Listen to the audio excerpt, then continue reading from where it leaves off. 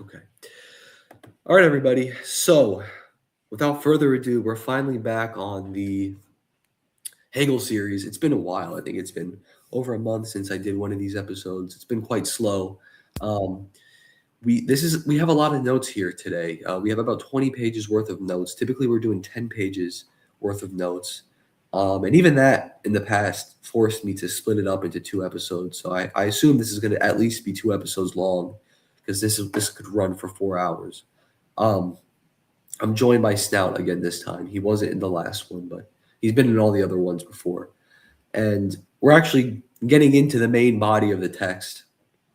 Uh, the previous episodes we were going into the preface and the introduction, but this is the corpus, the proper meat of the text. But I do want to preface this section by talking about its purpose because it's actually quite important. So, since this is the first and most primitive stage of consciousness, Hegel wants to get us to a point of, or he wants rather to draw attention to a point of knowing that has as little presuppositions as possible. He wants to try and essentially reduce it down to the most simplest form.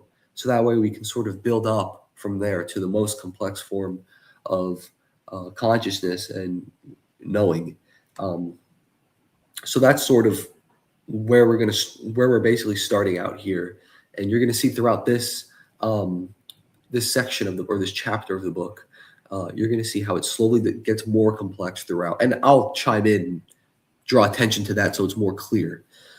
Uh, so without further ado, I guess we'll just hop right into it. When speaking about sense certainty, we must understand the object as it is.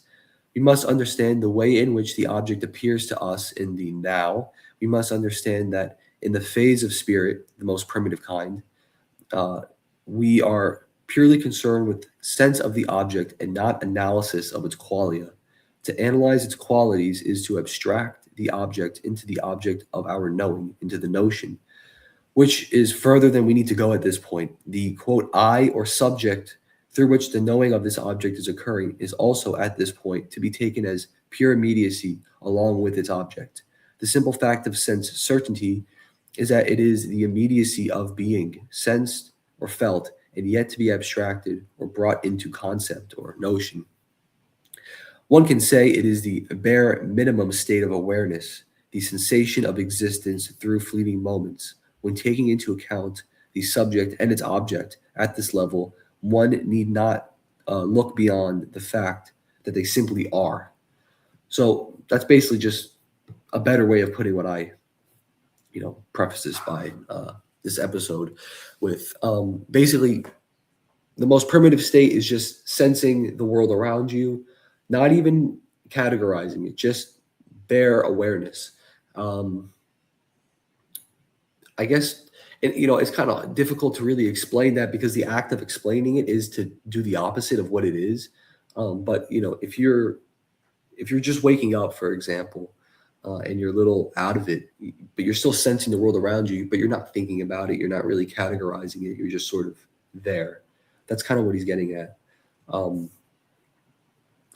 so moving on, sense certainty is mediated through the I, which has a multitude of essences of which it is sense certain, or of multiple objects that exist around it, which it senses or feels. Sense certainty presupposes a feeling between the subject and the object through which it is sense certain about. This mediation is present within every instance of sense certainty and is necessary for it. The object that is sensed is the object which is known by the I and must be so for sense certainty to occur. There must be an I which this sense is occurring, and there must be an object which is itself distinct from this I, which is itself sensed in immediacy. The object which is the object of sense for the I has its own essence or being separate from the I. The object is the object whether it is sensed or not. If the object is not there, then it is not known, since to know the object must be there to be sensed and itself known. So he's basically just saying that in order to have sense certainty, you have to have something that is being sensed. And this thing has to have some sort of independence from you. Independence, later on, much later in the book, we will later find out that these things aren't independent in their essence. But I guess you could also say really distinct. You have to have something that's there, that's out, at least distinct from yourself, and in that way outside of yourself in being distinct. Um, so that's also very important. He's just sort of getting at the bare necessity for sense certainty here.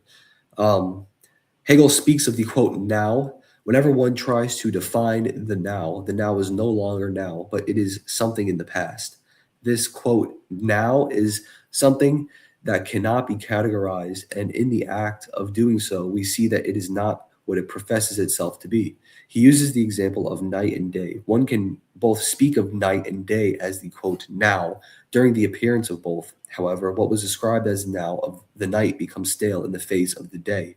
It is no longer the now, which it preserves itself to be. Same for the day. The now is fleeting and it expires instantly.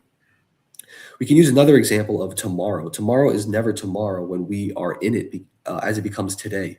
One can never experience tomorrow as the act of experiencing tomorrow is the act in that context of experiencing the today. The now always preserves itself as it is us and always with us, but it never preserves itself as what we refer to it as the act of referring to it is the act of referring to something that it is not, a category in which it is some object that is no longer applicable to the now qua now. The now as a category is itself an abstraction and not referring to any particular now, but all nows. But the act of trying to speak of an individual now makes us speak of something which it is not. The now also exists as a negative in the sense that the now is not what it was or what is to come. I mean, this is sort of like when you first get into Hegel, um, and if you're like going around watching like introductory videos or something before you actually read Hegel, this is something you'll come across. Um, Actually, this is something I think a lot of us, I'm sure you've seen this meme. It's like girls will post themselves saying something like, oh, he came to a profound conclusion that I came to when I was 6 or something. Hmm. And like they would probably be talking about something like this. And, you know, but the reason Hegel is drawing attention to it is because it is important.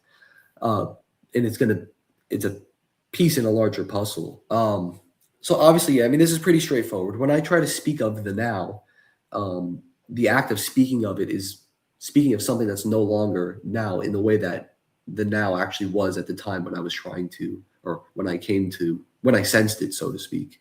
Um, I like the example of tomorrow as well because that really makes it more concrete and a little easier to grasp. Obviously, tomorrow never comes, so to speak, because whenever tomorrow comes, it is not tomorrow, it is today. Tomorrow is only ever tomorrow in relation to the now, but it's not something that you can experience. It only exists as a sort of abstraction from immediacy, and that's what he's getting at. It is, but in knowing this, we will later on begin to know that the now is a universal, and it exists in a plethora, a multiplicity of nows, and is not limited to one. In fact, its essence is to be beyond any particular now, because the now, its essence is to be fleeting and move. Um, so So is the now an intersubjective phenomenon? yes, it is because uh, it's proper to sense certainty, right? And sense certainty requires a subject to sense these things, and you and I exist through time, and so does our object. For Hegel, because this is sort of where he distinguishes himself from Kant. He's sort of just like, well, I'm going to try to understand consciousness. We saw this in the introduction as well. He's like, we don't need to be too concerned with the thing in itself. That doesn't really matter to us. We're just going to come to know our consciousness through our object, and how we're imminently one with it. So ultimately, yeah, intersubjectivity is really, it's going to reveal itself later on throughout this series to be the essence of existence for Hegel. But that's it's So good. the essence of existence for him is a medium. Well, the essence for existence is I guess I would put it like this: subjectivity, in order for it to exist, right? Or rather, I should say, spirit. In order for it to exist, it needs to externalize itself. I'm sure you remember the image of the torus that we were referring to in earlier videos. Um, Yeah, the yeah, donut collapsing in on itself. yeah, and so that is the same. It's basically the same thing. And in order for negativity to uh, be negativity, it also needs positivity. It needs something to move through, right? Because movement, like in order for movement to occur, right, it's a movement between points, um, and and regardless if it's a physical movement or not, if it's just change, which is it is kind of a movement. Uh, you'll have to have a distinction between different points for that to occur, and that is what positivity is. But of course, when there's distinction present, there's also negativity. Um, you know, so that's why the two go hand in hand. So the essence, for Hegel, is this sort of is this relation, this subject object relation, which eventually will collapse into each other, is also later on shown like that distinction is part of um, the essence. It's a necessary, I guess, sort of expression. Its essence is to express that, I guess, is what I'm trying to say in simpler terms. Did I read this last one already? I don't know if I did. I'll just read it again. Uh, in the act of trying to explain objects within sense certainty, we always end up contradicting ourselves in the very act of description itself. Whenever we denote the here, this is an appeal to universal categories, but in no way does it specify this particular here. All one can do when describing a particular, which is sensed, is to appeal to various qualities which are universal and not particular, and this makes it impossible to differentiate it from other particulars. Whenever we describe a tree or a house, it never describes this particular one. It always appeals to a series of universals. Furthermore, the house or tree vanishes through duration into another instance of itself. So when we describe this house or tree, we are describing the state, the stale form abstracted from experience, and not the true here or now, which is occurring. It is never what we say it is, but something other than it is. The now, which is applied to this house or tree, is actually the now that was then, and the this of the tree was the this, which is now really that. And this issue that we can never grasp the now of this house. Uh, and well, the issue is that we can never really grasp the quote now of this house, but only the then of that house. What he's describing here is picture thinking. Um, Basically, anytime I point to a house and I say this house here, that linguistic form is applying to a prior experience from which I abstracted from, but now um, the actual house that's here now is something else completely different. Even though all its qualities are the same and whatever, or at least that's what we think. Um, what I have abstracted is something that's no longer here and this, but then and that. And so there's a How is it completely different if it's the same house? Well, it's completely different in the sense that, and so this is where it gets difficult, right? Because it's like, well, if all the qualities are the same, and it pretty much, if all the qualities are the same, its essence is remaining the same. But there is like this movement through time. But there is a differentiation occurring, but we can never really pinpoint it down, even though we sense it and intuit it. For example, if you were to just like let's say you took a room, right, and let's say it was an all white room and you're sitting in it for 4 hours straight and you're staring at a white wall for 4 hours straight, nothing about that is changing. But you would sense that there is a sort of duration, a succession of time going on, even though all the qualities around you stay the same. um, and basically, so that's sort of what he's getting at. He's saying, look, like we are, because this is a consciousness, is like the moments within experience are distinguishing themselves. Uh, and even though the object remains the same, what we are pointing to is something that is different and distinct, even though its qualities are the same. And in the act of trying to categorize it into our consciousness, in the act of abstracting it, calling it the here and this, what we were actually pointing to is the then and there. Uh, I think you've contradicted yourself. Previously, you said that the house became a completely different thing from one moment to the next, but now you're saying the object stays the same. So yeah, which one is? no, no. So it's not a contradiction because what I'm saying is, I've maintained that the qualities have stayed the same. There's actually, I think that's explicitly written in here. But what I'm saying is what's distinguishing is the sort of presence in time. Um, and it's hard to explain because when all the qualities are staying the same, but there is like this sort of self-repelling, this sort of succession, there is a sense or an intuition of difference between, if you stare at a house, right? A red house, let's say in a field, and you're there for an hour, every minute of those 60 minutes um, are distinct from one another, yet the house remains the same. But uh, nonetheless, there is something that there is a movement there. There is a change there throughout that experience, and it's not really. Some people may say, "Oh, well, we are just like creating time, or we're sort of how do you put it? Like it's a construct, so to speak. And certainly, yeah, like units of time are a complete construct. Seconds are a complete construct, but the actual like experience of succession in the world isn't. Um, as a matter of fact, time is sort of an attempt to quantify that succession. So Hegel's basically pointing to this weird inversion that you're kind of speaking of here. He's like, well, we're looking at something that remains the same, but we're experiencing a world of change around it.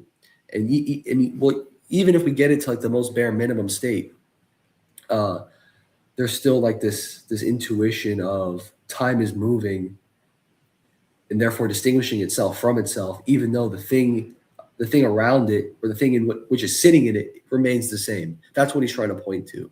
So anytime you point to the this and here of the house, which is the same in all its qualities, it becomes the then and there because it has the this and here applies to a time before, um, to which you were pointing to, that's no longer here, that has changed and disappeared into a new time. Uh, and this is sort of like a weird paradoxical thing in consciousness. How can qualities which remain the same exist in a thing which is distinguishing itself, time? But at the same time, even when you think of time, and I don't want to jump too far ahead because he will address this, but even when you think of time, when you think of now, uh, that itself is in its qualities all the same. The now is always the now and never anything else. And because it's always the now, its qualities remain the same. Because if its qualities change, its identity would change. It wouldn't be the same thing. Well, I think it's wrong to say that the qualities don't change even from moment to moment, because even though the qualities might not change from our perspective, like any object is undergoing either a perceptible or an imperceptible uh, change. So the house, could be crawling with termites, but you don't see them on the walls, and they're just feasting on the wood of the walls. But you don't see that, but the house looks the same for you.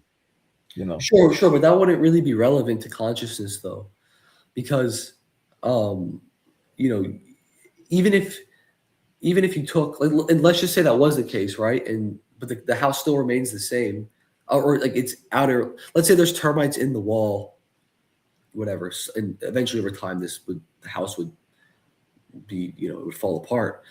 But let's just say for like however long, whatever amount of time, the house remains the same in its external appearance. Even if you're just staring at it in a field, um, you will still have a sense of change throughout that sort of that experience. Even if all the things remain the same, all the qualities remain the same. That's why I try to use an even more like extreme example of like sitting in a room staring at a white wall. Um, you'll have like a sort of um, you will still have a sense of change and succession in time. Now, maybe in certain extreme examples, that this wouldn't be the case. If you like put somebody in a sensory deprivation tank, I mean, I've never been in one of those. I have been in dark rooms before, but like even there's still like a sense of time, and you know, and duration, even though everything in there is remaining the same. Perhaps you could, but see, I think Hegel would say, and I don't think he brings this up because he doesn't want to detract too much from the path that he's leading us on. But like, there would probably be a change in your thinking or your consciousness that would track with that movement of time. But even that itself is going to be a change of, um, it's going to be constantly invoking universal qualities, which are the same. And well, you know, we'll later see as well how like even when you try to describe an object in perception, it's impossible to do so without appealing to universals, and because of that, it's also impossible um, to actually understand the object as a particular in any descriptive sense, um, which is a big problem for consciousness because clearly it exists as a particular. It's manifesting itself to us as such. But when I try to talk about it, I can't. Um, so that's another important You, thing. you can't talk about consciousness. No, you can't talk about. Well, you can talk about it, but it becomes very difficult to describe particular objects in existence, like a red apple, because anytime you try to describe it, you will just be appealing to a bunch of universals to describe that red apple: redness, appleness, sweetness, hardness. And even if you try to say this apple here, the words this and here are themselves universals. So that doesn't solve it either. Um, it just delays the problem. This is also F.H. Bradley talked about this as well.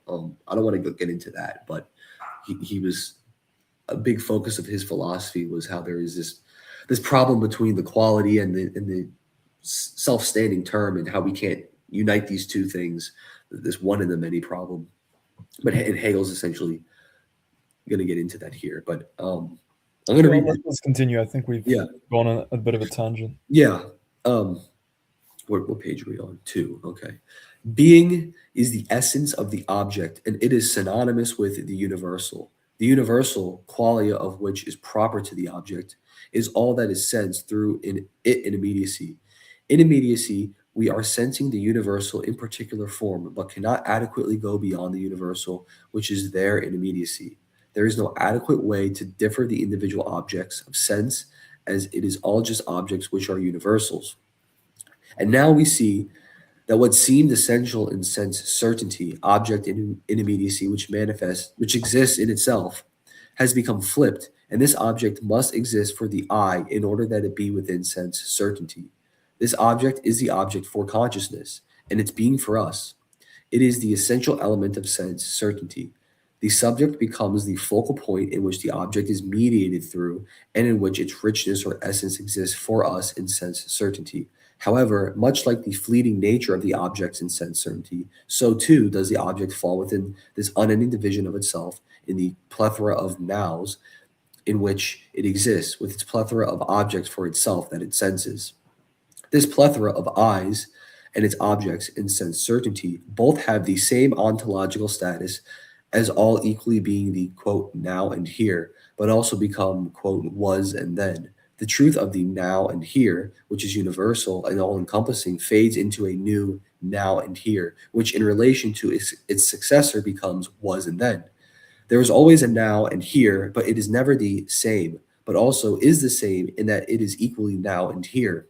We can never truly specify the we can never truly specify the now of the I because it is always universal, even though it exists in particular fashion. How does one differentiate between the I of now and of what was? One cannot, even if appealing to differences in its sense of object. The same issue rears its head since the objects themselves also are universal in all of their qualia. What differentiates a tree from another? One will always end up appealing to universal categories, but never get to the end. When one says, quote, this one man, this is an attempt to appeal to the particular. But in the attempt to describe this one man, we cannot do so without appealing to the universal which can apply to all men. And that's what I was talking about before. Um, that so clearly you and I are different people, right? We couldn't, you and I couldn't be talking if we weren't different.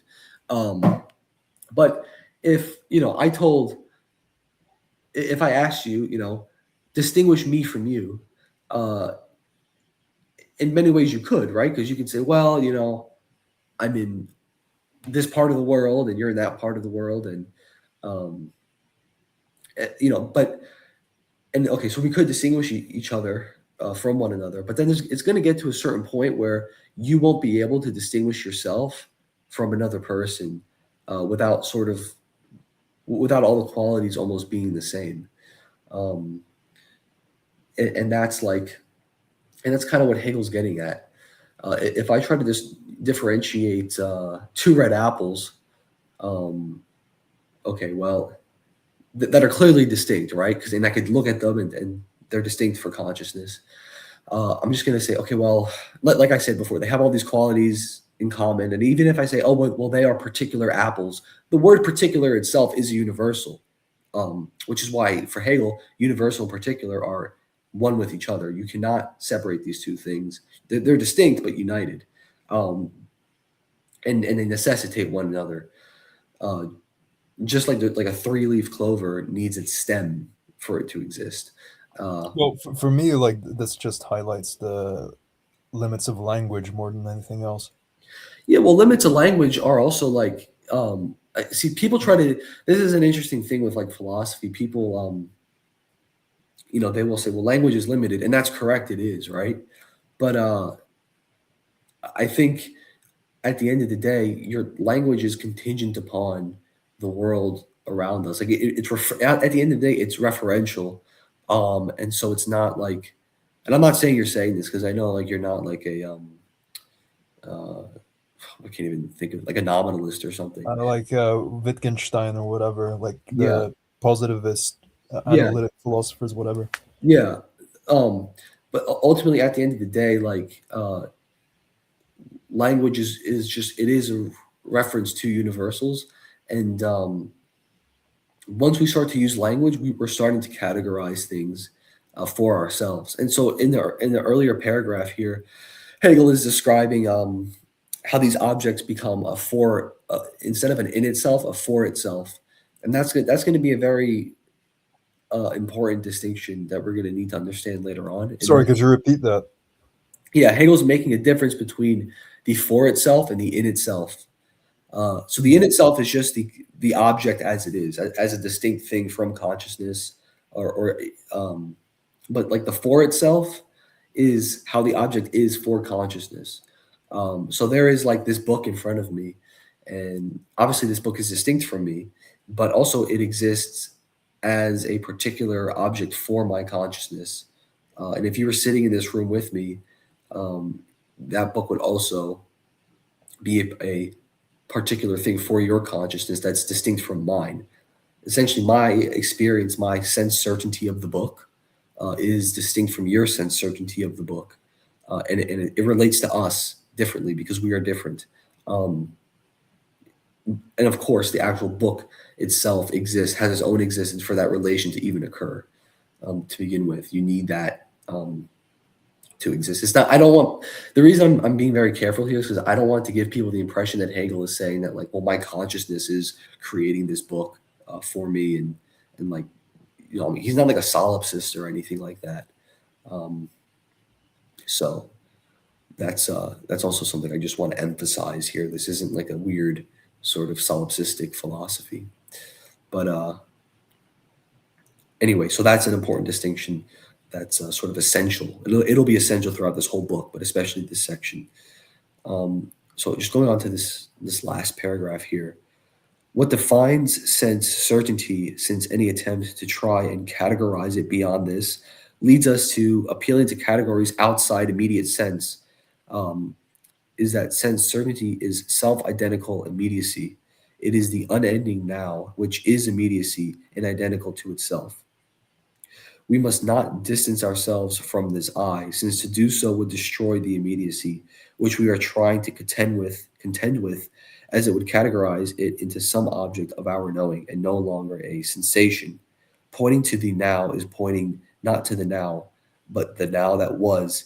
And this is the issue with trying to step away from immediacy. Pointing to the now is then pointing to the truth that it has superseded itself. And saying this is the recognition of the truth of the now and the knowledge in that, because it has been that it is not, which we know in sensing the now.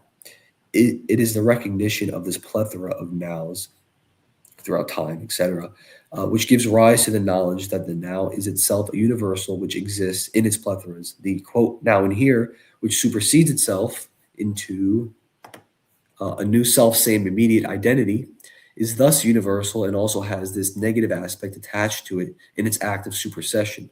We learn that the now is sensed and that in trying to categorize it, we lose its immediacy. We learn that the now is negating and moving into a new now, which is an all encompassing immediacy. The knowledge of this all encompassing immediacy and the movement of the now being all encompassing and negating, moving into another now, is coming to know the now as universal. Universal because it is all encompassing as well as it mediates itself into a plethora of particulars that is always there. It is a universal because it isn't limited to any single immediacy and is present within all and is all immediacy. It is beyond, yet one with, uh, yet one with it and is it. Basically, this is a very long way of him trying to explain how the category of the now itself is it's a universal. Um, there's been a million times throughout your life where you have said the word now, and they all equally apply to the situation in which you used it, and they applied equally and validly. And but the now itself as a thing is distinct from all of those particular instantiations of it. Yet it can't exist without its particular instantiations as well, or else it would be It can't exist. it can't exist without those particular instantiations, because like the universal, for it to be a universal, has to manifest through particulars. Basically, this isn't even an idea unique to Hegel. This is Aristotle's idea of universals and particulars. Yeah, well, I was going to say that this section reminds me of how some people talk about how history doesn't really exist in terms of like it being like a static thing that happened in the past, and it's like this object in the past. It's more like our sense of history is gathered from how we experience it in the present day. Yes, no, that's true. And that's it's quite true when you think about it, because like all of these figures in history, and particular societies, and like all of these historical periods, like all of that's gone, obviously. Like it doesn't exist anymore, but it does exist in the sense of the way we experience the legacy of those events and those persons in Yeah, the present day. And that's kind of touching upon the universal well, now. and like that also reminds me of like Leibniz's eternality of the truth. How like if something happened, it like and it's in the past, it'll become eternally true, or it'll always be true that it happened. You can't undo that because you can't go back and like erase it. And even if you like theoretically could go back in time and erase it, you would then have the knowledge of you going back in time and erasing it, but the it would still be there, and then you really wouldn't have erased it, so to speak, because you're still speaking of it as something that you did. Um, and so that's like it's an important thing to understand, and it really does apply to this. Even if you think of somebody like, for example, if you ever think of me, right, or if I think of you, well, my object of you, my conception of you in my head is not the same thing as you as a person existing in the world. They're obviously related. Like abstracted a snout into my head, but like my abstraction of snout isn't who snout really is, and it's limited, and I might sort of redefine or re-abstract you later on when my abstraction shows itself to be inadequate or false. I mean, that is per We may as well be strangers. yeah, and like even if I knew you in real life, right? Like this would apply just as equally. This is picture thinking, and that is that's just another example. Funnily enough, like me applying picture thinking to human relations is exactly what Lacan did, and his concept of the real. I'm describing his concept of the real, actually, but his concept of the real isn't really like a unique thing. He's getting that from Hegel and picture thinking, but except Hegel's applying picture thinking to everything in existence, and he's really focused on human relations. But it's basically the same thing. It's like the understanding and the abstracted concept of the thing is very well, it's not, it can be, but it's distinct from the thing in the world operating on its own terms. And when we are confronted with that thing, we are oftentimes shown the inadequacy of our abstraction. And then we have to go back and edit it, so to speak, or redefine it. And that's the notion working itself out in our consciousness and throughout history. And if you think about it, and I'm not going to go off on too much of a tangent, but like, people will use in our sort of circles online, people will talk about revisionism. Oftentimes, people will use that word in a negative light, and that's understandable because a lot of revisionism is bad and wrong. But revisionism itself shouldn't be a bad thing. It should be a good thing. You should be constantly wanting to revise things through your understanding of history. You should be open to saying, "Oh, we got this wrong, and it was actually this," uh, because that's an example of you know the notion, the abstracted concept, reality sort of coming to know itself through the movement of reason, and finding contradictions within, limitations within, and so on.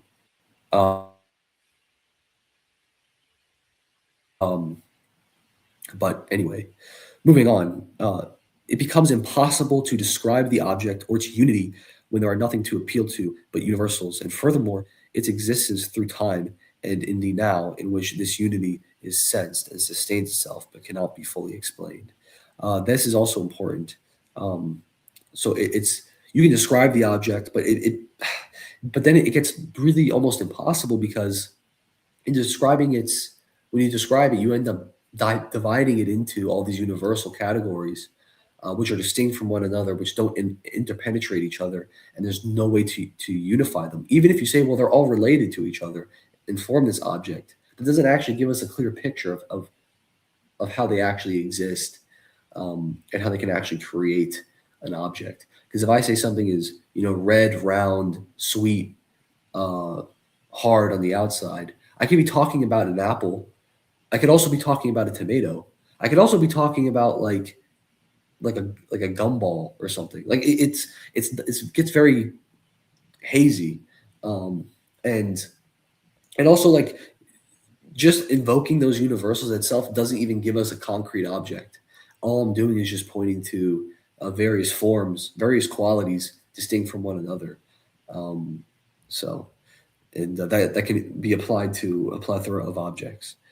And like I said, just to make this clear, because I don't want to confuse anybody, Hegel isn't saying that the objects of our experience don't exist because we can't describe them. He's just saying that for consciousness, it becomes a problem to try and understand these things. We run into like a sort of like a wall when we try to do this.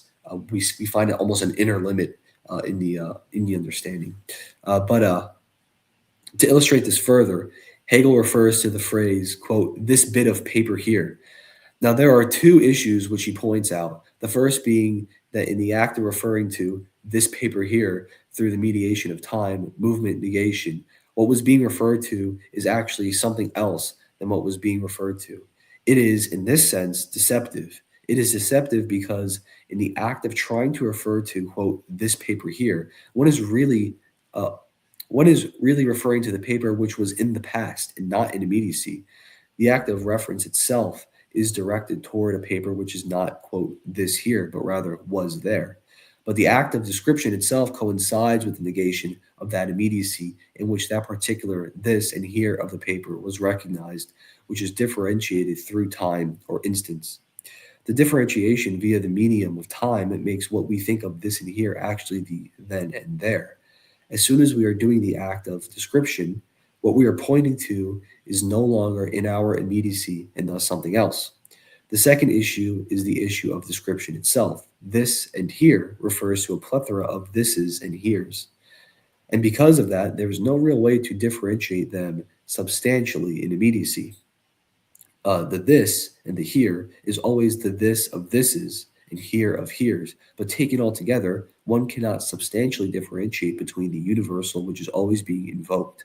Whenever I say, quote, this paper here, this phrase itself applies just as valid and equally to many various instances, and because of this, the universal nature within sense certainty makes it impossible to describe how these things differ when all their universals remain the same. All one is left to do as regards sense certainty is to just take the object in its appearance as it is truth as appearance for us as an object. Okay, well, I want to ask a question Yeah. for my benefit as well as that of the audience. So, what undergoes the change from So one moment to another? Is it the object, or is it the consciousness? so that's a good question. Well, it's both because for Hegel, you can't really separate these two things from one another. Um, for him, and I'm gonna like refer back to the introduction. He basically says it's kind of useless to focus on the object in itself because it's out of our grasp. We can't approach it. Kant pointed this out. The thing in itself. Yeah. Well, all we really have is the object that's distinct from us, and also how it appears to us. And the for itself is it when we abstract it as well. That's also part of it. But uh, and also you'll see. So like he says like the act of description itself. Because for example, when you form a sentence, right, and you speak it out loud, well, there is a change going on, right? Because there's a movement between the words from beginning to end. In doing that, time is occurring, and what you're referring to in the act of description has passed. Um, so sticking with the paper example, if I say this paper here, um, the this paper here to which I was referring to at the beginning of the sentence is no longer there. It's negated through time. It's something else. Now, in terms of practicality, this isn't really an issue, right? Because when we go through our day-to-day lives, I could say, "Oh, this house over here," and you'll get there no problem, and it's the same place, you know. But if the paper stays in the same place, then it is still there. Well, it's still there in like in the sense of our experience, but he's saying it is there is something distinct from the paper when we form the sentence of its description and then after, because even if the qualities are the same, uh, the time in which it exists is also no longer the same. There's a differing effect. So for example, right? Like I'll So for Hegel, space and time are collapsed into one thing, or what? yeah, pretty much. Um, like so for example, right? Like you wake up in the same house every day, uh, but the house that you wake up in, even though everything in there remains the same, it's in some way distinct from the house it was yesterday because the house that was yesterday existed in yesterday, not today. That's a distinction, and it's a real distinction, um, even though the qualities in the house remain the same. So he isn't saying that the qualities are different. He completely he contends that the qualities remain the same. But what he is trying to say is that Well, it will be more accurate to say that the qualities remain the same insofar as we perceive them, right? yeah, right, which is all we can really work with though, you Mm. know, for this project. And Well, it's all we can really work with for anything, right? yeah, It's our that's also perception. true. But also, and it gets a little bit more complicated too because he was saying this before. The now itself, as a universal, also remains the same, and that as a quality remains the same, even though we can sense that there's something different in the now. Uh, but we can never point to what it is. It's like impossible to describe it because anytime we do that, we're just invoking the same quality, right? Because if I say the now, right? Well, what is the now? It's the sense of immediacy.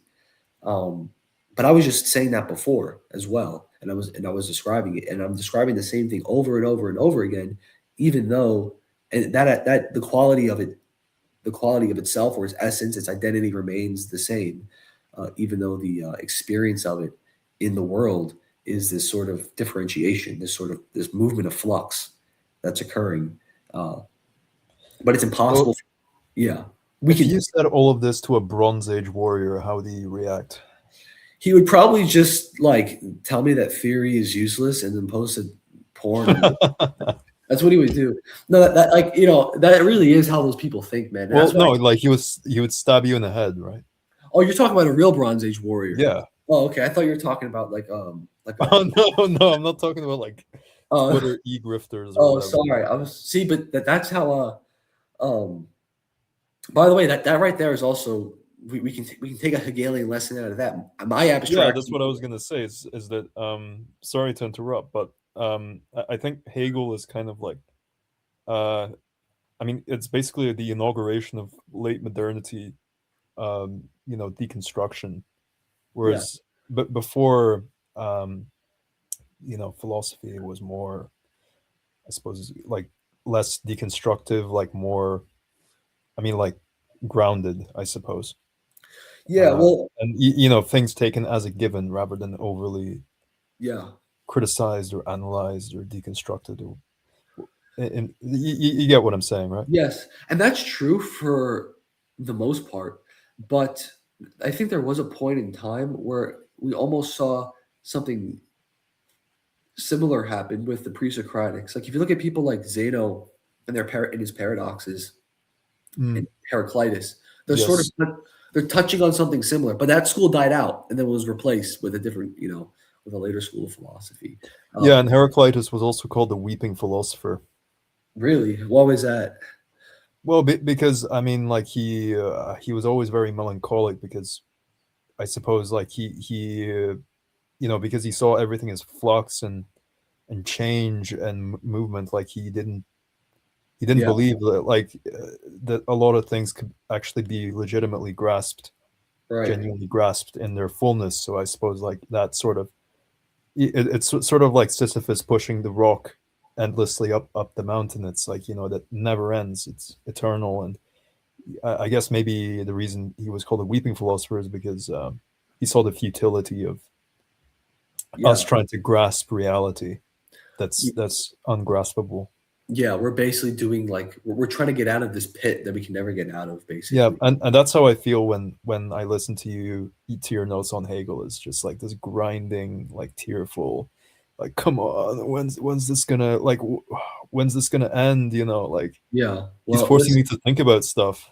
yeah. Well, now you can't stand listening to it. Now imagine me coming home 7 o'clock at night for 3 hours straight taking notes on this for like a week, 2 weeks. You can imagine how I felt. It's all I did for like I came home, I would just open the book and I would be like, this is gonna suck and this is gonna be a pain in the ass. But I'm gonna do it anyway because I know if I don't do it, I'm gonna be like, oh, what if I did it? And what could have been. So, Yeah, and then but I I mean, like the detail he goes into, like even I mean, sense certainty is like the immediate sort of perception of the object, like without any prior analysis or like any sort of progression. Like you're and he's already going into this kind of like excruciating oh yeah. detail. Yeah.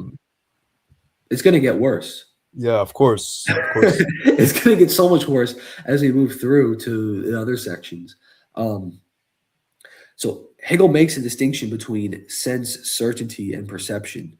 Sense certainty is the mere feeling of or experience of the object as it is before us.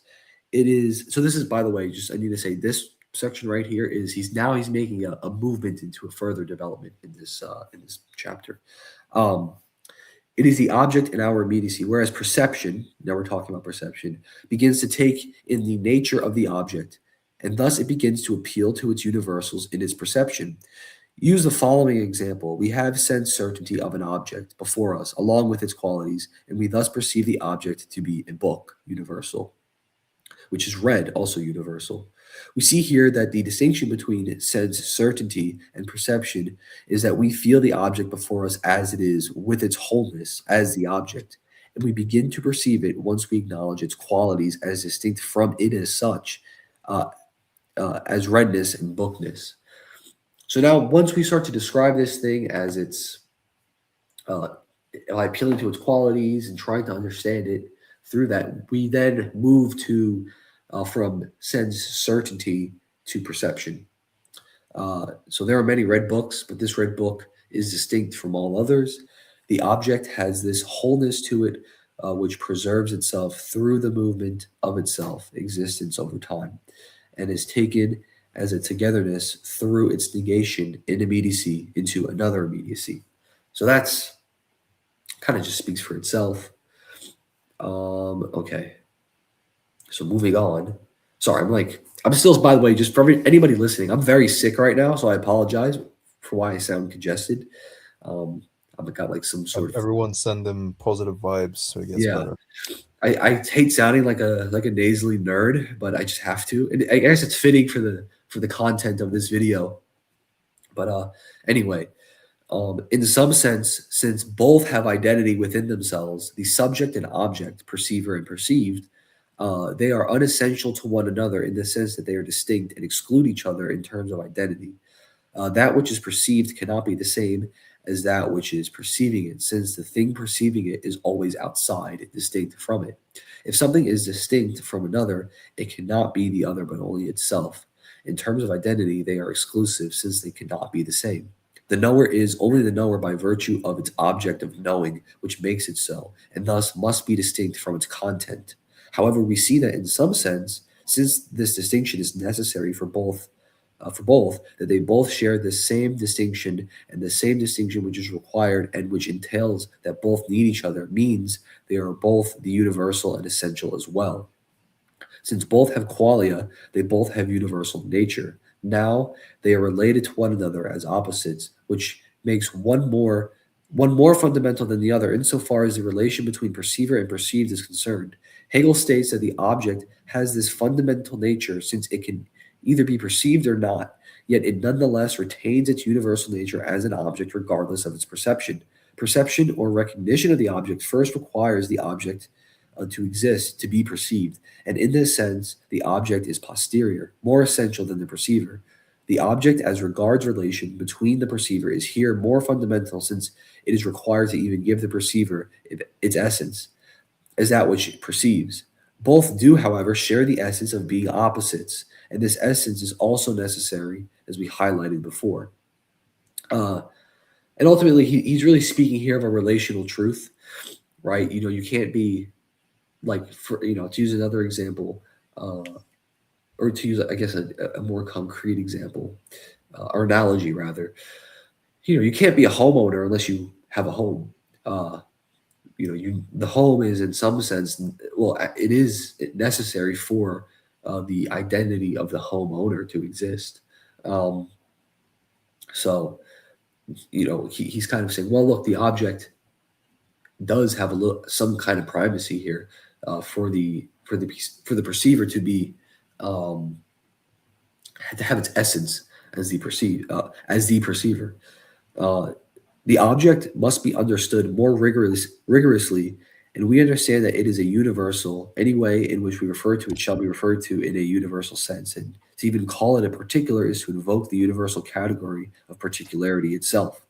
Although we would call it a mediated universal, in that it is an expression of the universal itself, the object and its movement through instances belong to the perception, not sense certainty, since in order to recognize it as an object moving through time, it must require the perception of its qualia and wholeness as an object, which requires some cognitive abstraction from immediacy to occur.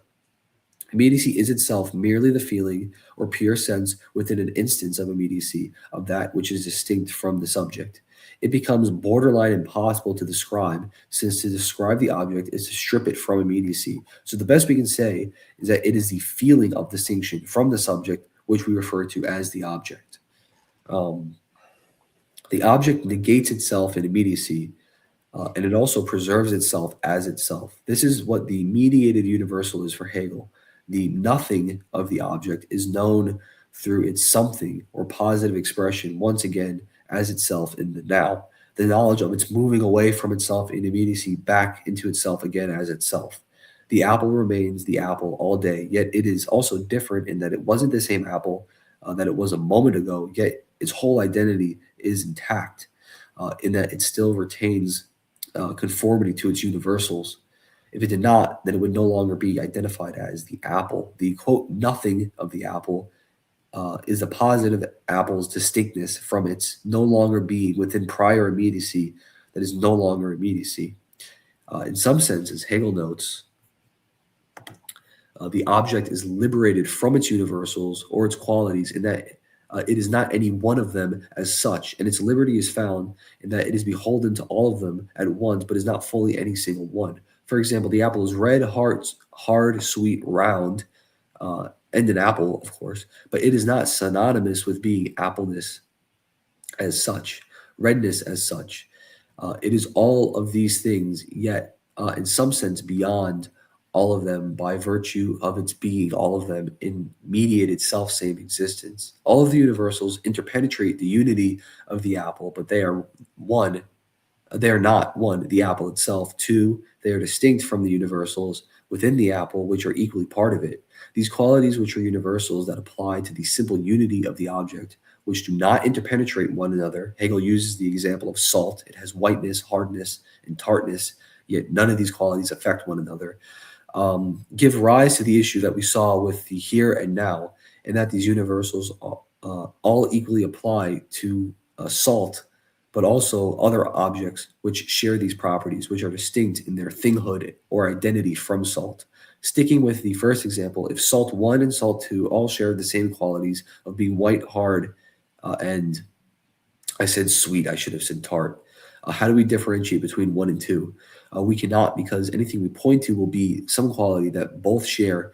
Even the quality of exclusion itself is proper to both. The same issue also applies to salt 1's existence through immediacy. How does one distinguish the self-same object through immediacy if all the qualities are the same, even if its quality of being distinct and exclusive within every immediacy is the same? It's impossible, since every aspect is the same. Even the aspect of existing within immediacy is the same, yet nonetheless we have some intuitive sense of difference. The quote, nothing of the salt in its existence through this field cannot be referred to either as both salt 1 and 2 share the property of having, quote, nothing or exclusive, or the element of the exclusive to itself, i.e., salt 1 cannot be salt 2 or not salt 1. So basically, okay, that's a mouthful, but I wonder if how many people understood what you were saying. But go on. yeah, me too. Basically, so I mean, a lot of this is what I was referring to before. How once we start appealing to universals, uh, we things get blurry. Things get harder to understand because I'm no longer able to differentiate between two distinct pieces of salt because they have all the properties in common. Uh, and even the same salt in immediacy also has the same properties in common. Even if we say immediacy is proper to it, that doesn't help us because immediacy is also something that remains the same as a thing. So, and so the reason Hegel's drawing attention to this, and I'm going to say this again, even though I think I've said it before, he's not saying that, well, too bad we can't do philosophy now because we can't like differentiate these things. We're lost. He's basically saying at a certain point, in this system, and really, in any system, you're just going to have to accept and presuppose a little bit of something to get started. Um, but he's demonstrating the issue for us. And I think he's doing that because he doesn't want to come off as just like, well, I'm just going to take these things as they are and then build a system on top of it. So I think he's making us go through the motions to understand where he's coming from. And he's showing us that, well, look, clearly there's an experience of objects that are distinct from one another around us. When we try to describe them, we sort of hit a wall because we end up, finding this limitation within language. And that doesn't really, and if there's a limitation within language, there actually is a limitation for our consciousness or for our understanding of the thing, because that's how we understand, we think through language. So I don't know if we addressed this point already, but he's basically going to say that like we just need to take the object as it is as a starting point, uh, after realizing all this, basically. So he's Oh, but I basically thought that was picture thinking. well, well. The thing is, picture thinking is the first step in dialectical thinking, because dialectical thinking is like basically it's the process of disintegrating the picture to get to a higher form of it, and you keep doing that. So you're always going to be starting with a picture um, to get going, so to speak. It's almost like when I start describing this, what I'm thinking of like is those the ice fishing. Uh, what do they use when they like basically screw a hole in a lake to go ice fishing? You're basically cracking beneath the still surface to get to something moving and evanescent, so that way you can get to something closer. Uh, in reality, it's a sort of similar thing. You have to start from somewhere, and eventually you have to move beyond, uh, you know, the starting point by sort of destroying it, so to speak. Um, So, sorry, were you going to say something? No, Oh, okay. no. Uh, anyway, so moving on here. The unity of the object is necessary for its negation, just as it is necessary for its positive being in itself. However, one cannot explain this unity, since the unity dissolves into universals or qualities which do not interpenetrate, and because of that, have a disunity in that they are distinct. This disunity creates an issue because the object which is negated and is also self-same and simple and said to be a unity is found to be a disunity with nothing there to unite it. We see that this relation of disunited and distinct universal falls outside their existence in the medium. They are not beholden to whiteness and hardness, uh, and those things are not limited to salt. They can also apply to other things. Nor are they limited to this unity within immediacy either, since the unity transcends immediacy as it exists in all instances. Nonetheless, it is necessary that these universals do exist in these mediums, as they would not be universal without it. A universal, to be so, must exist in its particular form as a universal. As a universal is a universal of a particular. Um, Whiteness is a universal, but it is also a particular kind of universal, and we see the two are one with each other. Furthermore, the universal exists through its instances as a universal, because to be a universal is to be existing in and beyond instances of itself. One can only say such a thing is a universal in that it is something which is seen in distinct form in a unity, and also beyond the mediated unity, a particular. Since the universal, since the universals in the object exclude one another and cannot be each other, they fall outside the medium in which they are unified. Their distinctness negates each other, yet nonetheless they interpenetrate into the unity of the object. Not only does the unity of the object have within itself this internal exclusion of its qualities, whiteness isn't hardness, isn't tartness, it also has this exclusion of itself from itself within time, and also exclusion of other objects within the same qualities, and of course different. Uh, we can conclude that this object, since it is not beholden to the internal qualities which exclude, let's see here, each other, white is not hard, is not tart, and is neither the object itself. It excludes itself also from itself in immediacy, but is also always self same as the object. It has being in and for itself, distinct from its qualities as such, which are mutually exclusive but nonetheless are within its unity, and also distinct from itself when related back to itself in time, yet nonetheless self same always within immediacy. Basically, the object, it has these universals proper to it, but these universals are distinct from one another. They're also distinct kinds of universals, which also shows how the universals are, um, you know, imminently one with particularity.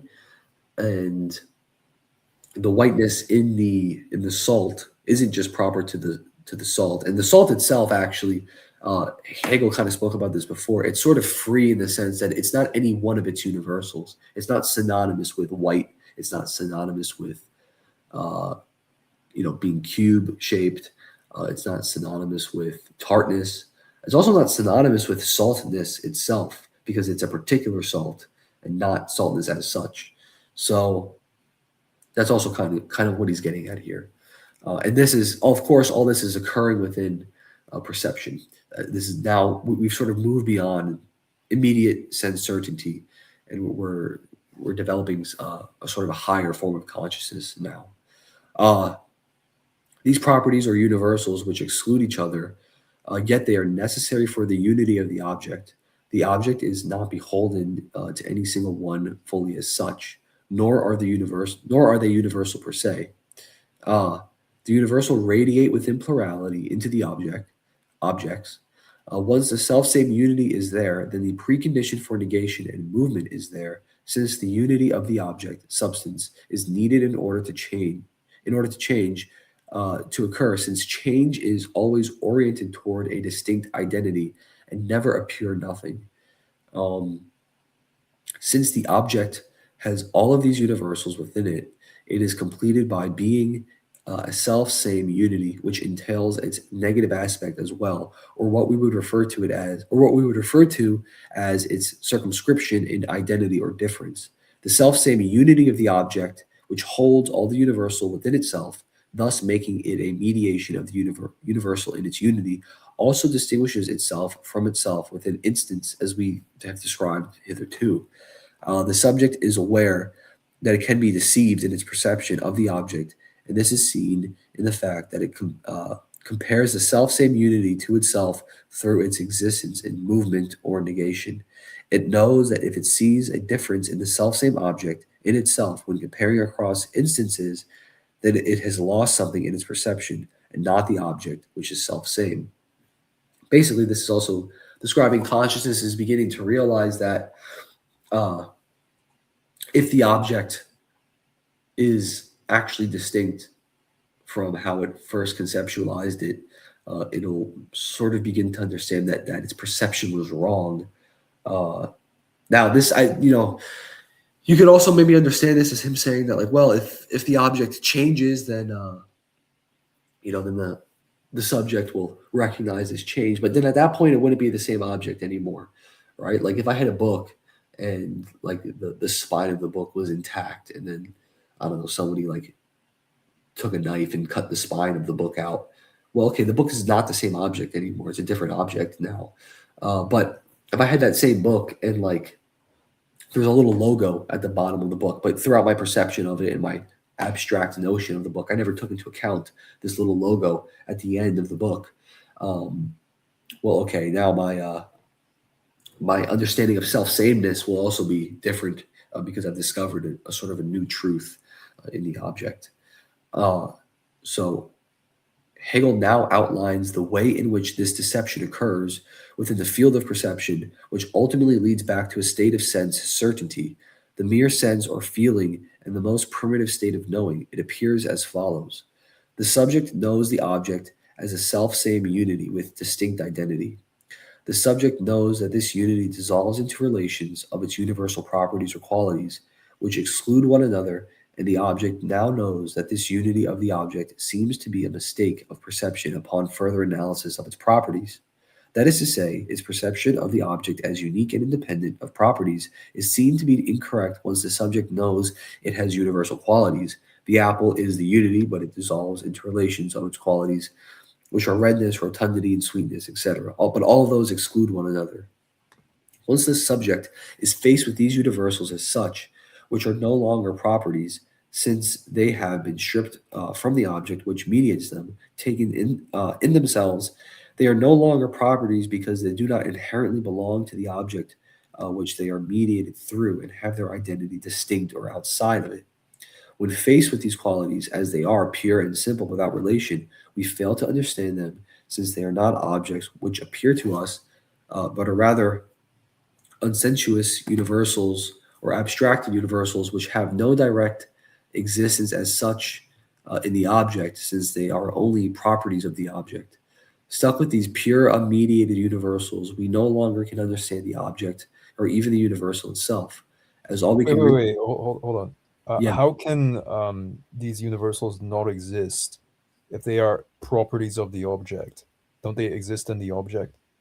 Well, he's saying that the universals exist as like we begin to understand that they don't exist in the way. So okay, here's how I would put it.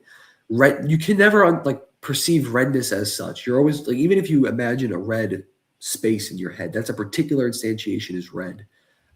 So he's saying that like they don't exist as like sensuous being. They're unsensuous. They're abstract concepts that cannot be experienced, and they don't exist in the way an object exists. Is what he's getting at. Um, and they don't have like concrete existence either. But a property is something that has concrete existence. Yeah, well, not really though, because he's saying they're properties of the object, but we begin to understand that like as they are as such, that the pure and simple abstracted notion of them sort of becomes an independent thing from the object, basically. So that's what he so, and that doesn't exist concretely. The only thing that exists concretely is the particular apple, which is red, but that itself isn't the same thing as redness as such. And the properties, the which are the universals, is the is actually us invoking those things, which he will let he and so at this point it sounds like he's saying that like we're creating those. He's not saying that. He's going to demonstrate how actually they become essential later on, but he's sort of describing the movement like and how consciousness is coming to understand this kind of thing. um So the apple in itself is not red. well, we're not speaking of the in itself. We can't really speak about that, but what he's saying is that the properties. So, for example, when I take the apple, right, and I can say it's red, it's round. Let's just make it simple. Obviously, the rotundity of the apple and the redness of the apple, those are its properties. Redness and rotundity. You can never experience rotundity as such because it's an abstract universal, and it doesn't exist concretely. Um, Now it expresses itself in particular forms, but that's not the same thing, right? Because like it's not like you can like find a room, in some layer and say, look, this is redness as such. No, that doesn't make sense. That would just be another particular red. Uh, so he's saying that like those things are distinct and they don't have direct existence as such in the object. Redness as such isn't really there the way the object is there. Only the particular form of red is there, and it is us that's using these universals in the understanding to come to terms with that, and so it's sort of unessential at this point. But and so that sounds like a problem right now. But the In particular form of the red is the property, right? no, Okay. redness as such is the property. So and that doesn't have like that's abstract, not concrete existence for him. But and so he's going to describe this as unessential. And by the way, I need to correct myself on something. I didn't catch this in the early part of the notes. A page before, I say we're moving back to sense certainty. We're not moving back to sense certainty. We're moving back to taking the object in its wholeness, but we're not in like immediacy. We're taking it as like a for itself. As now we're like we abstracted the object as a thing for consciousness. Whereas in sense certainty, we're just intuiting and experiencing the world around us without actually like uh, categorizing it or anything like that yet. So that's a slight correction that needs to be made. Um, So the definition of a property in this context is an attribute, quality, or characteristic of something. yeah, but I mean, in this context, he's also talking about them as like universals. So he's basically, redness as such is a product of our understanding.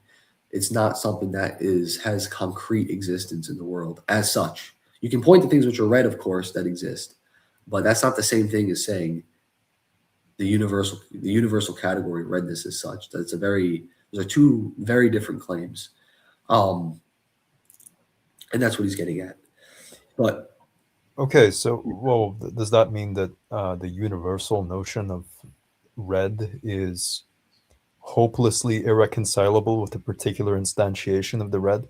no, Is not, and he's going to demonstrate that in like a little bit here. So that's why I said I was like, it seems like he's saying that, and it seems like that's where he's going. And when I first read that, I was like, what is he like? I did also kind of think that was a problem, but he's sort of describing how we're going to move from this back to understanding how the unessential becomes essential for this object.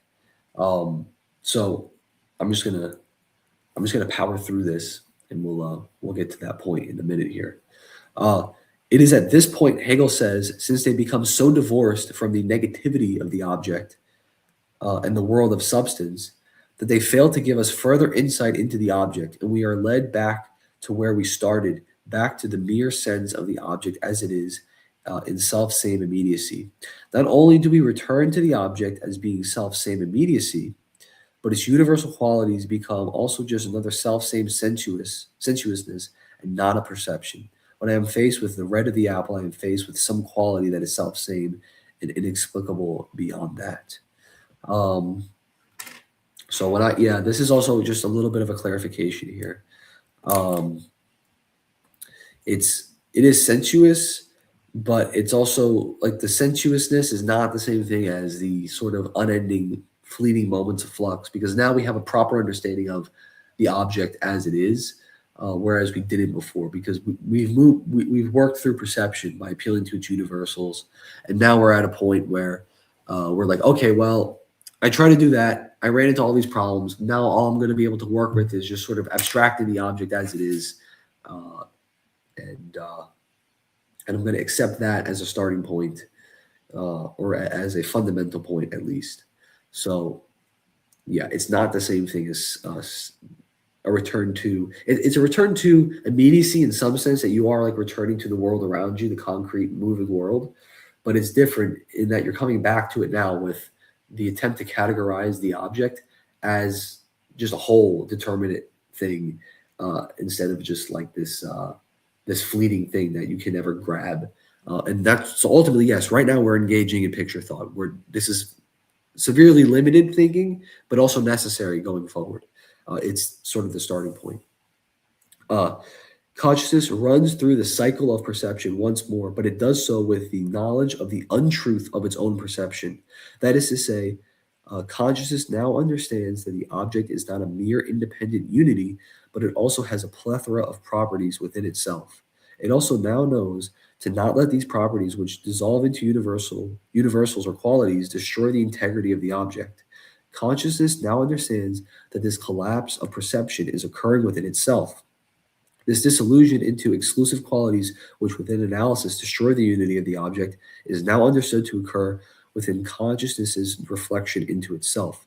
Upon further analysis of this self reflection of the perceived object within the subject's self, the subject begins to develop the notion of primary and secondary qualities. Consciousness begins to recognize this diversity of quality within the one of the object as a diversity of qualities that fall within us. Because because we, the subject, are the universal, and the qualities which are also universal are within us and mediated through us into the object, which is ours or for us. The salt's whiteness is for our eyes, its tartness for our tongue, the cubic shape for our touch. Those three universals in which the unity of the object loses its integrity occurs so within us, the universal medium itself, in which all objects are for consciousness. So here, now consciousness has made this move, uh, where it's saying, okay, well, perhaps these universal properties that I was trying to like say were part of the object in itself is actually me sort of dividing it so I can understand it. And that's ultimately what consciousness is doing now. But we will later see how this is we're actually going to come out of this and realize that that actually no, this will apply later on, but in a different light. So, But just to go back a little bit here, so my impression is that the whole thing about sense certainty is that it's the experience of the object without any prior thinking, yeah, as such. So, well, how is he extrapolating all of this from right. just No, so this? you're actually bringing up a good point. You can still hear me, right? I'm just moving up. Yeah, you're echoing a little bit.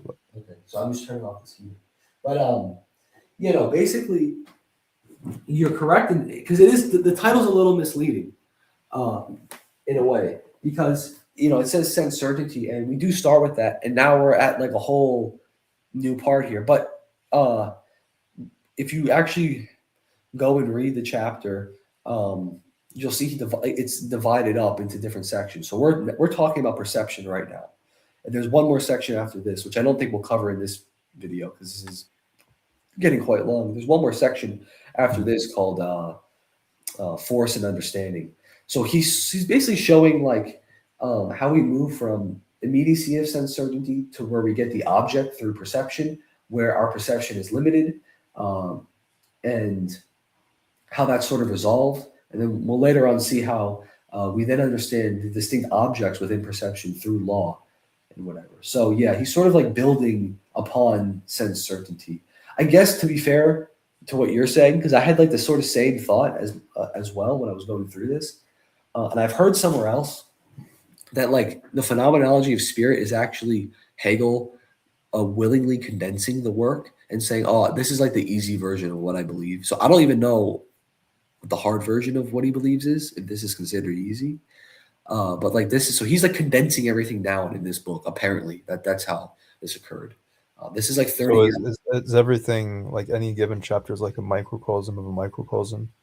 Supposedly, yes. Now I can't like verify that because in order for me to like verify that, I'd have to say here are the like 10,000 page, whatever 10,000 unpublished pages of his to prove that, and I don't have that. But um, he's sort of like, from what I heard, because when I first read this book, I was supplementing. I first read this last year. This is like, and now I'm coming back on my second reading of this in a much stronger light. But when I was going through this, I was supplementing my reading with what's his name, Gregory B. Sadler, who has a pretty popular series of this book on YouTube. And I remember in one of the videos he was saying something like, "Yeah, well, actually, Hegel is like basically saying, oh yeah, I'm giving you guys like the short and skinny of my work in this book." Uh, if you think this is bad, it could have been a lot worse, and a lot more strenuous, I suppose. So yeah, he's sort of speed running us through this, and I think maybe now that what he's saying might actually only really apply to like the first couple chapters. Like he's sort of speed running us through this stuff, so that way we can get to like the much more like profound stuff in reason and morality and religion, which is like the really, I guess, fun stuff of the book. Um, so yeah, but What where page are we on of your notes? this is 7. And And there's 19 pages. yeah, we're not going to get through all 19 today, but I think, So should we say 3 more pages, 2 more pages, 2.5? yeah, I would say let's go to 10, and then Okay. we can record tomorrow, and we can do another 9. And also, yeah, by the way, as I'm talking, my mother is blowing up my phone, which always happens every time I try to do something productive. Of course. So let's. Where did I leave off? Okay, I think I'm in the second to last paragraph. The thing itself, or the self-same unity, the object, can be described as the also. Uh, wait, did I read this one over here? Uh, yeah, I did. I did read the. Okay. Yeah, I'm just double checking. The thing itself, or the self-same unity, the object, can be described as the also, in that in this medium it contains all the universals of which are its properties and do not affect one another. The salt is also white, is also tart, is also cubic. The perception of these qualities and of this medium or unity in which they exist is the truth of the object. It is the truth as it is before the subject and for it in its reality. The unity we give to the object, despite its dissolution into qualia, is the work of consciousness. It is consciousness which is able to distinguish between its qualia and also see it as a united thing despite the distinctions within it. It is consciousness that does not let the division within the unity of the object collapse its unity. It can be said that the object contains an opposite truth than it does for itself. For perception, the object exists within a disunity, its universal qualities which exclude one another. but in itself and how it appears to sense certainty, it exists as a unity without any division in itself. Consciousness begins to realize that the diversity within the object is not merely just the work of consciousness, but it's real. The unity does hold a multiplicity within which the multiple qualities have being for another. The unity, further, the self same unity of the object has being for itself because it is a unity, but is also uh, but it also has being for another, just as its qualities have in their multiplicity being for the object, even though the qualities are also unities as well. So now he's sort of saying, okay, well, I've sort of said that these qualities exist for my consciousness, and that they're not really proper to the object. But then, upon further analysis, we see that's not actually correct. They are proper to the object, and they have in their existence as properties. They have being for another, meaning they have their existence as properties necessitates that they exist as properties for something, uh, and so they do exist. They are the which is consciousness. well, it's for conscious, but also for the object. Like it really does. Like what we sort of described at first glance, as being a sort of unnecessary division of perception. We then come to those qualities again, saying, well, wait a second, but those qualities exist, even though the object exists as a unity. Its qualities have existence or being for uh, the object and the unity of the object, which is itself a unity. But the object itself also has being for another. So we start to see that like unity and multiplicity are one with each other. And that's what he's sort of getting at here. To have Yeah, well, my favorite thing about this part is that like it's like yes, we're finally resolving the contradictions, and then he just throws that last bit in there about how oh well the qualities are unities as well, and that yeah. kind of just like shatters everything again. Yeah, so he's basically just like trolling you a little bit in a way. Yeah, He's just sort of like he's like, okay, we're actually getting somewhere. It's like, oh wait, not so fast. Like that's it's like the Turkish guy that's like making your ice cream and constantly um like scooping the cone out of your hand. that basically is what Hegel is. Yeah. If there was ever a Turkish ice cream salesman, it would be him in the philosophy department. But like, yeah, he's basically just like he's dragging you along. Which when I'm reading this, I'm like, man, how much time did this guy spend thinking about sense certainty to like this is not you don't just come to this conclusion in like a day or two. This is like years of thought for this one section. So I can't Well, imagine. it is kind of the culmination Yeah, of his intellectual work over the decades, right? yeah, that is true as well. So he probably is referring to a bunch of other work. Uh, So, an object or thing is unified and is distinct from other objects because of its unification and self sameness.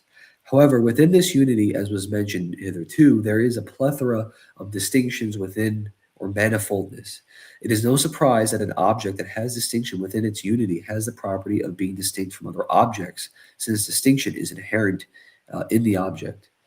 The opposition of the qualities within the unity of the object is not a real opposition for the object. The only real opposition for the object is another object outside of itself. Uh, this distinction within the unity of the object is the unessential aspect of its being, which is to say, it is not what makes it a simple determinate thing or self same unity, it is merely just the properties of itself. The essential aspect is the simple unity as the object and distinction from other objects, which too share the same twofold nature, unity and manifoldness within. The object in its unity relates to all other distinct objects, and in its relation, it maintains its distinctness from them, which is necessary for it to be a unity and distinct. However, by virtue of the fact that it does relate with others, it has some continuity with them, and because of this, it loses its essential element of being an independent, unified object. The distinction that was present within the object, where its unity dissolved into qualities, also happens outside the object, and the distinction is necessary for it. Even the object's self relation shows that in the act of relating to itself, which it must, it finds that within this relation it has its existence in another being which is essential for it. So, for example, x equals x differentiates itself from itself, But this truth, which is necessary for it, shows that even in the simple unity, it still must appeal to otherness for its essence, and thus dependence, which implies distinction, is necessary extrinsically for the object's unity as much as it is intrinsically. So basically, Internal. yeah, internally.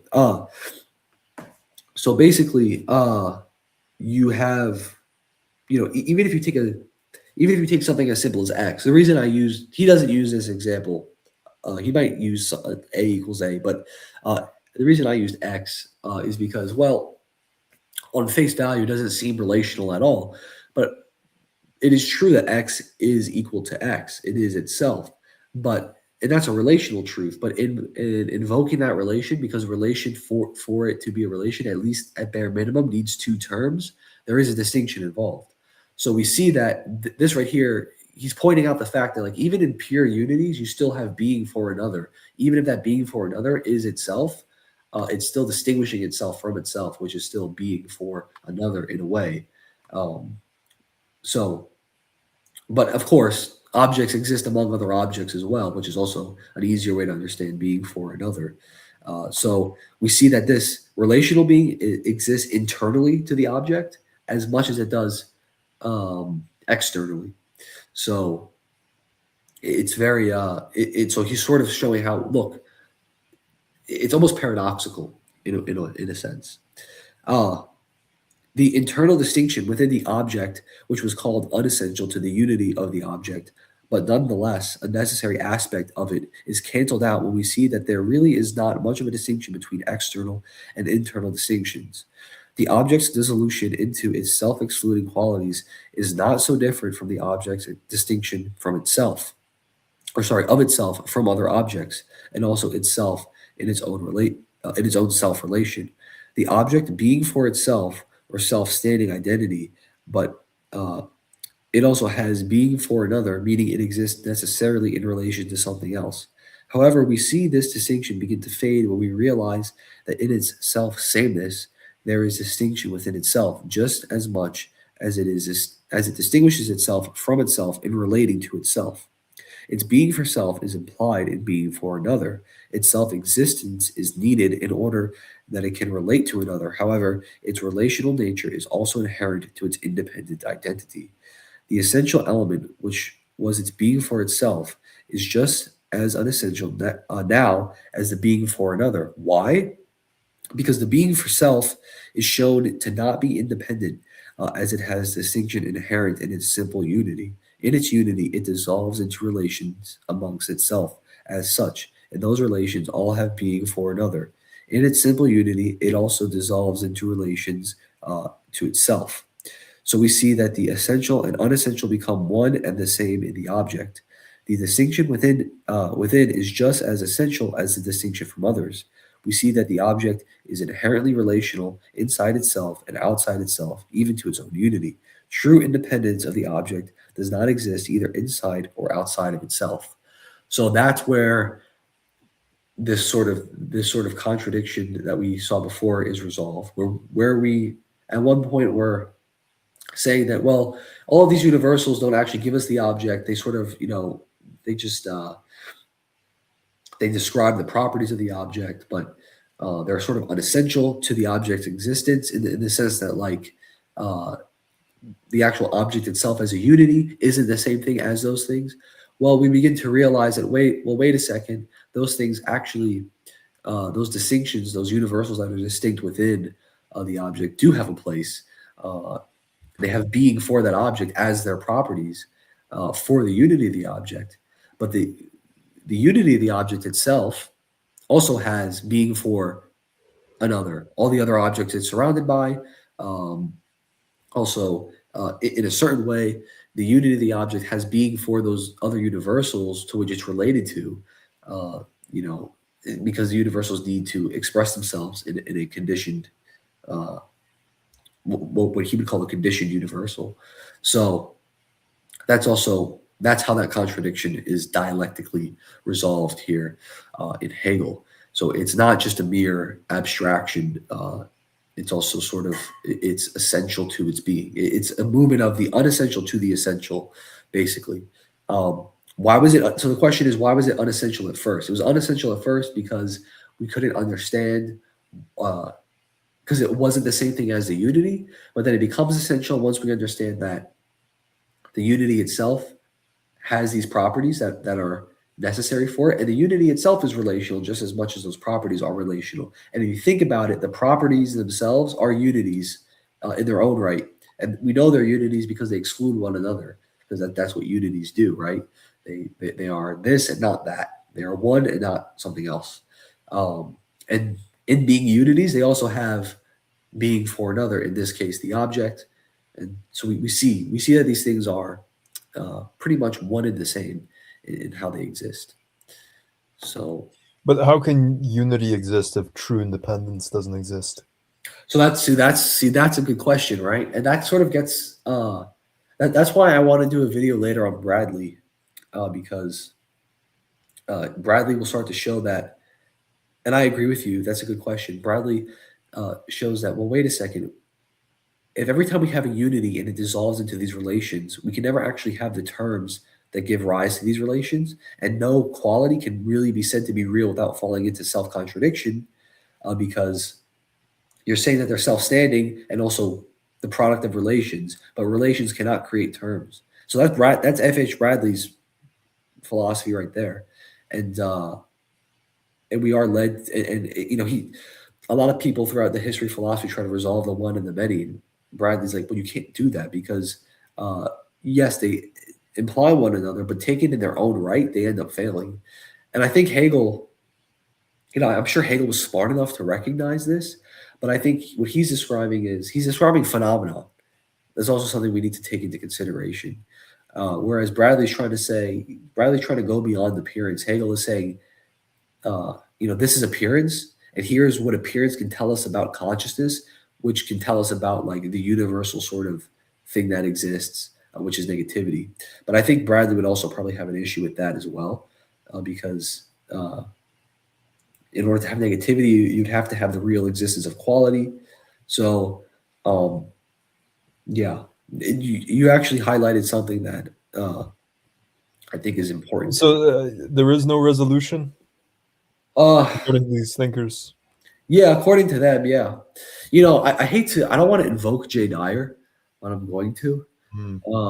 But Jay Dyer, when I used to like really get into like a lot of this discussions on unity and multiplicity through him, and basically he would say, well, the one and the many is resolved by the fact that like to have a unity, you need to have multiplicity, and to have multiplicity, you need to have a unity. Now that's true. He's correct in saying that, and Hegel is saying that as well. But the problem is that when we try to bridge that gap, we don't, and like we try to understand those things in themselves, we see that they sort of fall into contradiction. That's what Bradley would say. This is actually something I've been thinking about all day before we started this. Is that it does seem like, and so people would say, well, the What's relation, wrong with you, man? You've been what's thinking wrong? about that all day. Yeah, and I'm not kidding, by the way. That's like not I an wonder what your mother would say. that's like not an exaggeration. Like there have been days at work where I will like zone out and do, because I can't do an Excel spreadsheet. Uh, and I would just like I will be thinking about like the philosophy of infinite regresses for like 6 hours straight, and then I'll drag some poor soul along with me to like talk about it, like you or something. The only other person who could like understand that kind of stuff, I guess, would have to be somebody who's like wired like this, to be like autistically obsessed with like unity and multiplicity and relations and contradictions, and I don't know. But by the way, what I think I'm going to do here is I'm going to read these next 3 paragraphs, and then I'm going to stop, because you'll see towards the end there's a little line that says force and understanding. This is going to be like the next, almost like second to last movement in this section, and that's a whole thing in itself, that I want to save for later, and I think we're making good time now. So I'll read these last 3, then we'll have like 10 pages to go through next time. So it'll be a good place to stop, I think. So anyway, Let's go through these beefy paragraphs here. yeah, and you'll notice if how much thicker these paragraphs are compared to the last ones. Yeah. To the last videos, that is. It's gonna get worse, folks. Oh, it's gonna get worse. This is like I almost compare this to like you're setting sail on like a very stormy sea. Uh, at first it seems cool, but then it's just like a hurricane comes out of nowhere, and we're getting hit with that right now. The object now is understood as this thing with internal and external distinctions inherent to it. In the sensuous, its universals come to be known, and their self exclusion from one another is also how the universal is known. Further on, the object being for self, being just as much being for another, is known. The object is understood to be relational inside and out, with universality present to it. This act of distinguishing between the universal qualities and its universal being for self and for another shows uh, that consciousness begins to understand these free floating, so to speak, unconditioned universal. For example, it becomes familiar with universal as abstract things in themselves, separate from concrete existence. This is the beginning of consciousness reaching the stage of the understanding. As the object is now, as the object is understood as a unity, from sense, it becomes a being for self alongside its existence as universal, along with its properties, which are also beings in themselves. The object, which is a one or a unity, is a conditioned universal. However, the being in themselves of the properties which consciousness abstracts are unconditioned universals. They are conditioned when mediated in the object as its manifoldness. However, none of these universals have being in itself really. They are always existing in a relational sense, even to themselves. Perception will try to account for this by saying the object exists in this way for, so to speak, whilst trying to maintain the being for self of the object. But this is merely deception, as all it is doing is denying that these relations are inherent to the identity of the object and therefore make it independent. Perception falls short in that it tries to define these relational aspects as unessential and the object in itself as essential. But we see that if you strip these relational aspects away from the object, it ceases to exist. For example, if x is not equal to x, which is a relation, the identity of this object vanishes. Therefore, its being for another is essential to it and not a contingent aspect. It's inherent. Uh, Can you give me an example of how the qualities of an object are relational to things external to the object? well, so for example, uh, redness, right? So it's relational to. Well, are you asking how it's relational to other objects or things outside of objects as such? I, Just I was thinking more other objects. okay. Well, for example, like let's take the quality redness. It's always proper to an apple, a tomato, lipstick, um, whatever. You sort of understand what I'm saying. Baboon. A baboon's butt. Uh, it's always basically it would not exist as universal if it did not express itself in particularity. Because to be a universal is to be that which expresses itself, uh, or that which transcends all particulars. That's a better way of putting it. The universal is the qualities which exist beyond any particular instantiation, but also find their existence in the particular instantiations. So, right, because even if you took, uh, this is about like a world of Is the universal real for Hegel? yeah, it's real. But the thing is, Yep. it's real uh, in the sense it's an imminent sort of thing. It's so, for example, like Plato has like a world of forms, right? Hegel would say that's like retarded, uh, because and instead he would sort of say, well, the universal it exists with the concrete. Like these things are collapsed into each other. They're distinct, but they're collapsed. Um, and even if you had like a world of forms, for example, like the problem with that is like even the distinct universals would What be do you mean they're distinct but they're collapsed? What do you mean by that? so basically uh for example, the redness of the apple is distinct from the apple, right? The redness as such is distinct from the apple, but it's one with the apple at all times in its existence. So the universal is always there with it. It's collapsed. When I say collapsed, I mean like if there were two worlds, the two worlds are one with each other. Uh, is what I'm saying, as opposed to like a Platonic world of forms, which is why I was saying even in that example, if we just let's say we okay, there's a Platonic world of forms, but if we think through that for a minute, it has all these forms that are distinct from one another. Well, the distinction itself is particularity, so that's already invoking the particular, which is proper to the existence of the universal. Even if we just say the universal is such, that itself is a particular thing distinct from not being the universal as such. The world in which these forms exist, uh, which by the way, that's a whole other question in itself. How can that even exist? But that world is you know it's inherently relating different universals, which means that there's like a distinction between particularity and unity there. So it's or multiplicity and unity rather.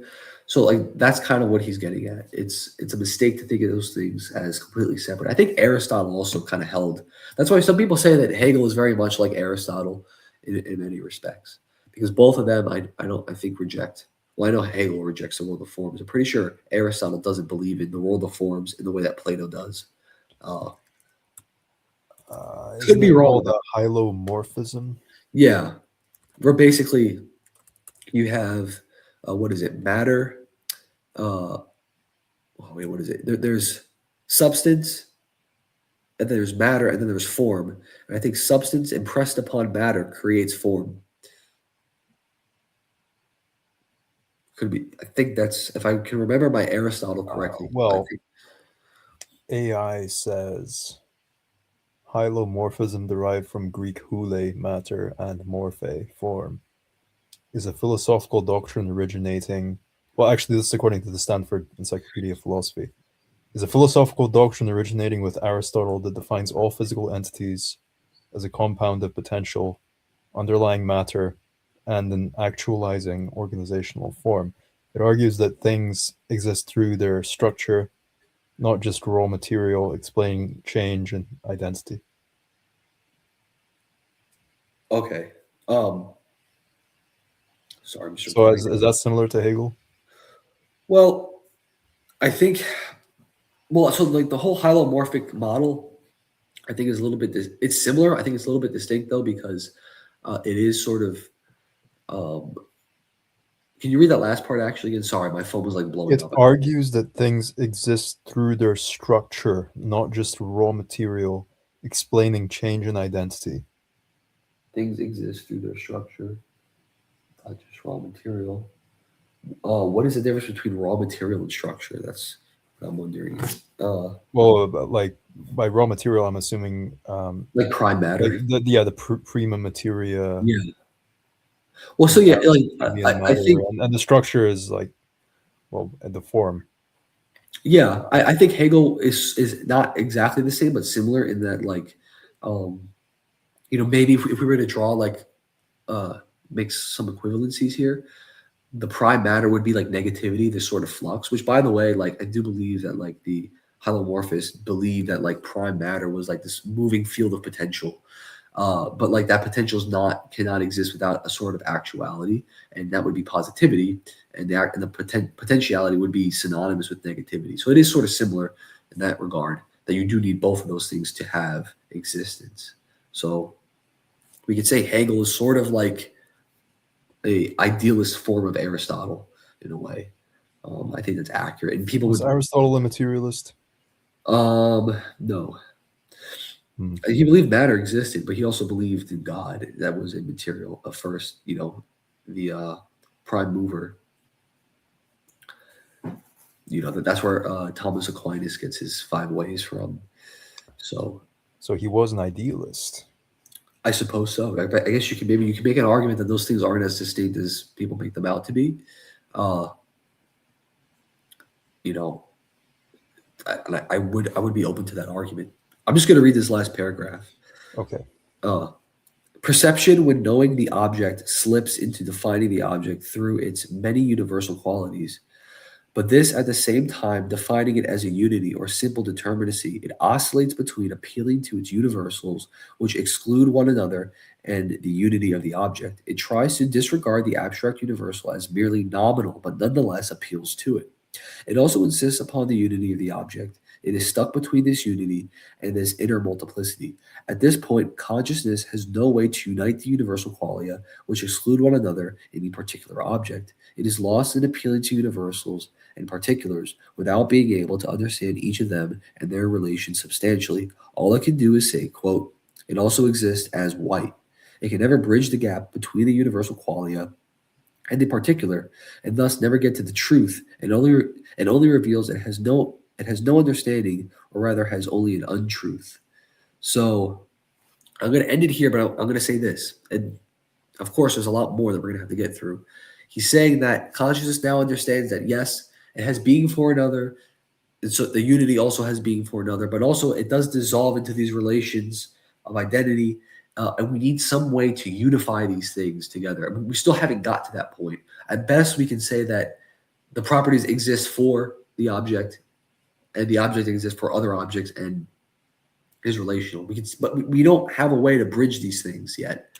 Wait, Uh, okay, so first he started with the object itself, and it sort of fragments into these different qualities or yeah, properties or whatever you want to call them, and then he says, no, well, actually, no, like that's there is a unity to the object in regards to its contradistinction to other objects and its like relation to those other objects. Like that's how unity is achieved, is through its distinction to the external objects. But then he sort of like flips it around and says like, well, actually this just fragments everything again, because like yes, the relations of the other objects sort of prove that it's not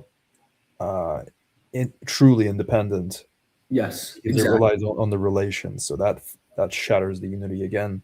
Yes. So you actually understood this perfectly. Hmm. We go from the sense, so sense certainty, immediacy, to the object as a unity. We then dive into perception. We sort of differentiate it. We take them as nominal at first, but then we understand, well, wait a second, these things aren't nominal. They're actually sort of essential for the object. And so the unity is again destroyed, because we can't describe the object we can't actually have the object without these properties. But then we say, okay, but then we understand that there's a unity between uh, the the actual universals itself and the object itself, but then they also have being for another. So the unity, the independence is destroyed. So we're constantly oscillating between unity and multiplicity for this object. Anytime we try to describe the object as a oneness, we dissolve into unities, or yeah, into a manifoldness. But once we get to this manifoldness, well, we say, well, this manifoldness must exist for something else, and it's comprised of unity. So we're constantly jumping between unity, multiplicity, unity, multiplicity. How do we mesh these things together? So then Hegel's now going to get into force and understanding. Force is then becomes a new object for consciousness, which then meshes these things together. But we're going to get into that in the next episode, and I want to save our Oh, what energy. a cliffhanger. So yeah, that's why I said it was perfect to end it here. But anyways, call it a wrap, and yeah, I never want to do that again. you're gonna do it tomorrow. So Yeah, I was gonna say I never want to do it again. Let's do it tomorrow.